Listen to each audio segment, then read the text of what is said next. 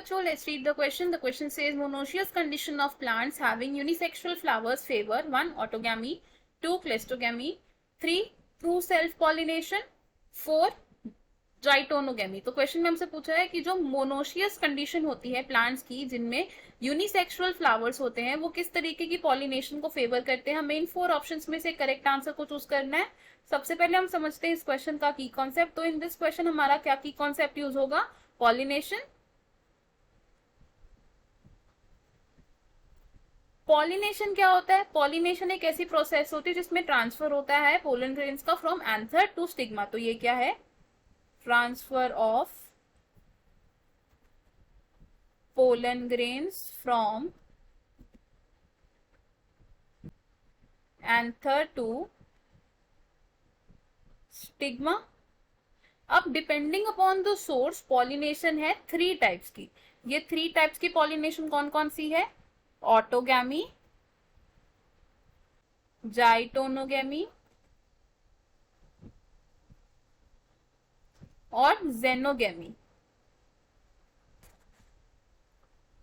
तो अब डिस्कस करते हैं इनके बारे में. ऑटोगैमी क्या है? ऑटोगैमी होती है pollination within the same flower, यानी कि पोलन ग्रेन्स ट्रांसफर हो रहे हैं with in the same flower. Pollination within same flower.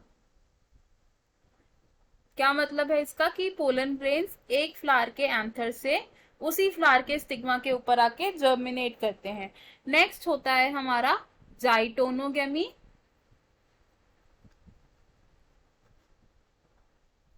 जाइटोनोगेमी क्या होता है?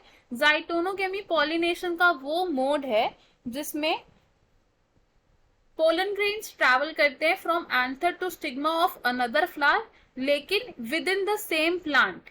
ये क्या है? Pollination within same plant. इसमें क्या होता है? Pollen grains transfer to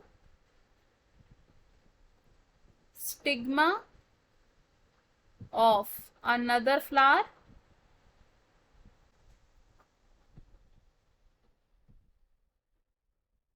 present on the same plant. Present on the same plant. Next mode को हम क्या कहते हैं? नेक्स्ट मोड को हम कहते हैं जेनोगैमी. जेनोगैमी क्या होता है? ये होता है pollination with in different plants, यानी कि एक प्लांट के पोलन ग्रेन्स ट्रांसफर हो रहे हैं दूसरे प्लांट के स्टिग्मा तक. Transfer of pollen grains from one plant to another plant. अब जो ऑटोगैमी है, ऑटोगैमी किस तरीके के फ्लावर्स में होती है? ऑटोगैमी होती है इन द डायोशियस फ्लावर्स.